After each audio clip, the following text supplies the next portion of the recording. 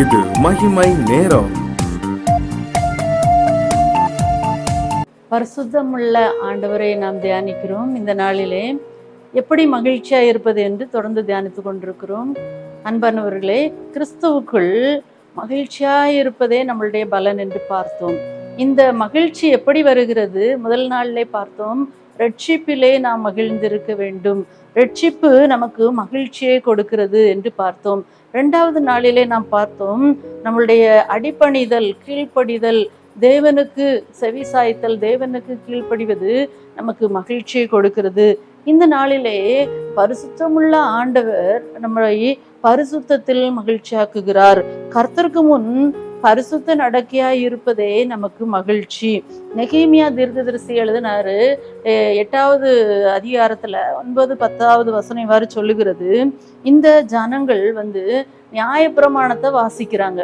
இந்த ஆலயத்துல இவங்க இஸ்ரவேல் ஜனங்கள் அடிமையா இருந்த ஜனங்கள் அவங்கள திரும்ப அந்த அடிமைத்தனத்துல இருந்து திரும்பி வந்த பின்பு அவங்க அலங்கங்களை எல்லாம் கட்டி முடித்து அவங்க தேவாலயத்தை சீர்படுத்தி அங்க முதலாவது ஆண்டவரை ஆராதிப்பதற்கு நியாயப்பிரமாணங்களை எடுத்து வாசிக்கிறாங்க.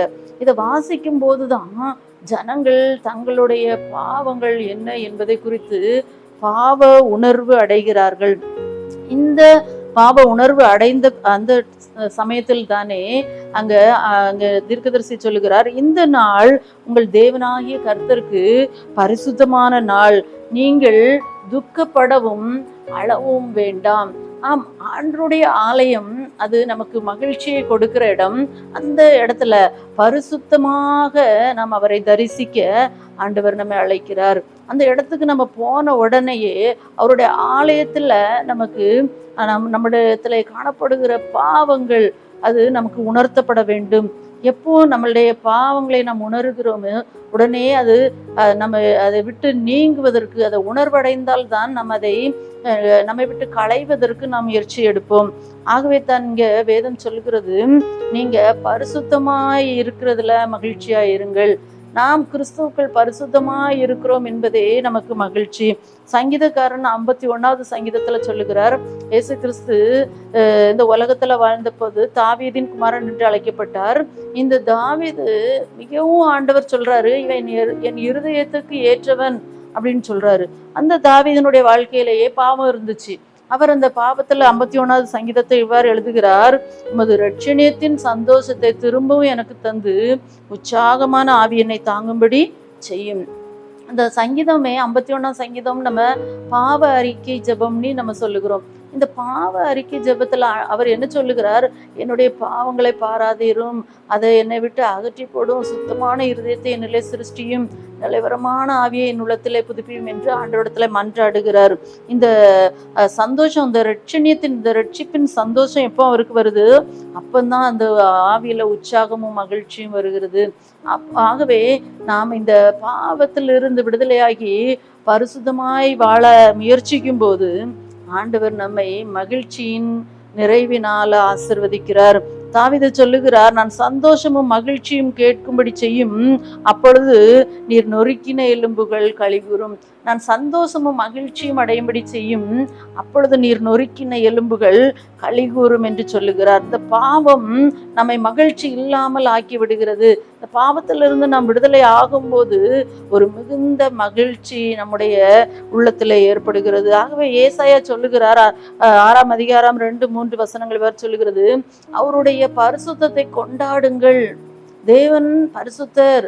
ஆகவே தான் அந்த அதிகாரத்துல பார்க்கிறோம், சேராபீன்கள் தன்னுடைய சட்டைகள் 2 சட்டைகளால் பறந்து, 2 சட்டைகளால் தன் முகத்தை மூடி, 2 சட்டைகளால் தன்னுடைய கால்களை மூடி ஆண்டவரை நோக்கி, நீர் பரிசுத்தர் பரிசுத்தர் பரிசுத்தர் என்று சேனைகளின் கர்த்தரை பாடி துதிக்கிறத பார்க்கிறோம். பரிசுத்தமுள்ள ஆண்டவர் அவர் பரிசுத்தராய் இருக்கிறது போல நாமும் பரிசுத்தமாய் இருக்க வேண்டும் என்று விரும்புகிறவர் அவருடைய பரிசுத்தத்தை நமக்கு கொடுத்திருக்கிறார். அந்த பரிசுத்தத்தை நாம் கொண்டாடும்படியாக, அந்த பரிசுத்தத்தில் நாம் மகிழ்ச்சி அடையும்படியாக, நாம் பாவத்தை விட்டு விலகும் போது நமக்கு வருகிற ஆண்டவர் கொடுக்கிற அந்த மகிழ்ச்சியை நாம் அனுபவிக்கும்படியாக ஆண்டவர் நம்மை அழைக்கிறார். ஆகவே தான் நீதிமான்கள் மகிழ்ந்திருப்பார்கள் என்று சங்கீதம் 97:11 சொல்லப்பட்டிருக்கிறது. அவர்களுக்காக வெளிச்சமும் செம்மையானவர்களுக்காக மகிழ்ச்சியும் விதைக்கப்பட்டிருக்கிறது என்று வேதம் சொல்லுகிறது. செம்மையானவர்களுக்காக மகிழ்ச்சி அங்கு விதைக்கப்பட்டிருக்கிறது. பரிசுத்தம் உள்ளவர்களுக்காக மகிழ்ச்சியானது விதைக்கப்பட்டிருக்கிறது. இயேசு கிறிஸ்து அவருடைய வாழ்க்கையில சொல்லுகிறார், உமது தேவன் உமது தோழரை பார்க்கிலும் ஆனந்த தைலத்தினால் அபிஷேகம் பண்ணினார். அந்த ஆனந்த தைலம் என்பது ஆண்டவர் சொல்லுகிறார், அதற்கான காரணம் என்ன? அந்த ஆனந்தம், அந்த மகிழ்ச்சி ஆண்டவராகிய இயேசு கிறிஸ்துவுக்கு கிடைப்பதற்கான காரணம் என்ன? நீர் நீதியை விரும்பி அக்கிரமத்தை வெறுக்கிறீர். ஆண்டவர் பாவத்தை வெறுக்கிறவர். அவர் பாவத்தை பார்க்காத சுத்த கண்ணர். அவர் பாவிகளை நேசிக்கிறார், ஆனால் பாவத்தை வெறுக்கிறார். ஆகவேதான் அந்த பகுதியில நம்ம பார்க்கிறோம், நீர் நீதியை விரும்புகிறீர், அக்கிரமத்தை வெறுக்கிறீர். ஆகவே தேவன் அவரை ஆனந்த தைலத்தினால் மகிழ்ச்சியினால் நிரப்புகிறார். நாமும் ஆண்டவராய் இயேசு கிறிஸ்துவின் அடிச்சுவடுகளை பின்பற்றி நீதியை விரும்பி அக்கிரமத்தை வெறுத்து பரிசுத்தமுள்ள பிள்ளைகளாக வாழ முயற்சிக்கும் போது அவர் நம்மை மகிழ்ச்சியினால் நிரப்புகிறார். ஆகவேதான் ஆண்டவர் சொல்லுகிறார், நம்மை குறித்து கிறிஸ்து இயேசுக்கு உட்பட்டவராய் இருந்து மாம்சத்தின்படி நடவாமல் ஆவியின்படி நடக்கிறவர்களுக்கு ஆக்கினை தீர்ப்பில்லை. ஒருவேளை நம்மளால நம்ம பரிசுத்தம் பண்ண முடியாது, நம்மளால நம்ம மீட்டுக்கொள்ள முடியாது. ஆனால் கிறிஸ்து இயேசுக்கு உட்பட்டவர்களாக நம்ம இருந்து அவருடைய பண்பை நாம் வெளிப்படுத்தும் போது, அவருடைய குணாதிசயத்தை நாம் வெளிப்படுத்தும் போது, நாம் இந்த உலகத்திற்கு ஒத்து நடக்காமல் மாம்சத்தின்படி நடக்காமல் ஆவியின்படி நடக்கும்போது நம்முடைய பாவங்களுக்கு நமக்கு மன்னிப்பு கிடைக்கிறது, நம்முடைய ஆக்கினைகளுக்கு தீர்ப்பு கிடையாது, நமக்கு விடுதலை கிடைக்கிறது, நமக்கு மீட்பு கிடைக்கிறது. ரோமர் 8:1 இவ்வாறு வாசிக்கிறோம். யோவான் தன்னுடைய முதிர்ந்த அனுபவத்தோடு சொல்லுகிறார், நீங்கள் உங்கள் பாவங்களை மறைத்து கொள்ளாமல் அவைகளை வெளியரங்கமாய் அறிக்கையிடும் போது அவர் உங்களை பாவங்களை மன்னித்து உங்களை ஏற்றுக்கொள்வதற்கு அவர் உண்மையும் நீதியும் உள்ளவராயிருக்கிறார் என்று 1 யோவான் 4:1-7 பார்க்கிறோம். இந்த இயேசு கிறிஸ்துவின் இரத்தம் நம்முடைய சகல பாவங்களையும் நீக்கி நம்மை சுத்திகரிக்கிறது. நம்முடைய குற்ற உணர்வு எல்லாம் மறைந்து நம்மை மகிழ்ச்சி உள்ளவர்களாக மாற்றுகிறது. இயேசு கிறிஸ்து என்னை பார்த்து கொண்டிருக்கிறார், நான் இந்த பாவத்தை என்னால உணர்வடைந்து விட்டேன், இனி இதை செய்ய மாட்டேன் என்று அறிக்கை செய்கிறவனோ, ஆகவேதான் நீதிமொழிகளை சொல்லப்படுகிறது, அதை அறிக்கை செய்து விட்டு விடுகிறவனோ இரக்கம் பெறுவான்.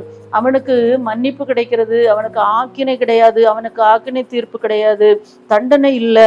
ஆகவேதான் ஆண்டவர் சொல்றார், உண்மை, உத்தமம், ஒளிவு மறைவு இல்லாத தன்மை, ஒரு நேர்மை, இது எல்லாம் பரிசுத்தமாகிய ஆண்டவர் நமக்குள் வரும்போது அவர் பரிசுத்தராக இருக்கிறது போல நம்மையும் பரிசுத்தராக மாற்றுகிறார்.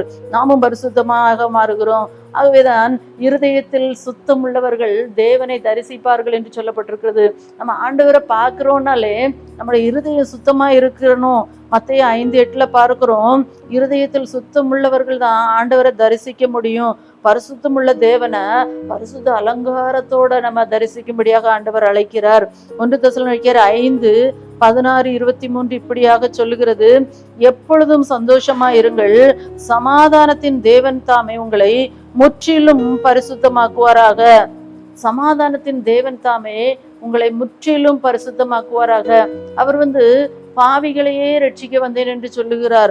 அவர் நம்மை முற்றிலும் பரிசுத்தமாக்க வல்லவர். நம்முடைய பாவங்கள் நம்மை சுத்திகரிக்க வல்லவர். ஆகவேதான் தாவீது பாடுகிறார், நீர் என்னை ஈசோப்பினால் சுத்திகரியும், நான் சுத்தமாவேன், அப்பொழுது உறைந்த மலையிலும் வெண்மையாவேன் என்று சொல்லுகிறார். அவர் நம்மை அழைத்தவர், அவர் உண்மையுள்ளவர், அவர் வாக்கு மாறாதவர். ஆகவே அப்படியே செய்வார். நாம் கர்த்தருக்குள் மகிழ்ந்திருக்கும்படியாக செய்வார். ஜெபிப்போமா? ஜெபம். எங்கள் அன்பின் ஆண்டவரே, நீர் பரிசுத்தம் உள்ளவரப்பா. நீர் பரிசுத்தராய் இருக்கிறது போல நாங்களும் பரிசுத்தமாய் இருக்க எங்களுக்கு கற்றுக் கொடுத்தீங்க. ஆனால் இந்த பரிசுத்தத்தின் விளைவு மிகப்பெரிய மகிழ்ச்சி எங்களுக்கு கொடுக்கிறது.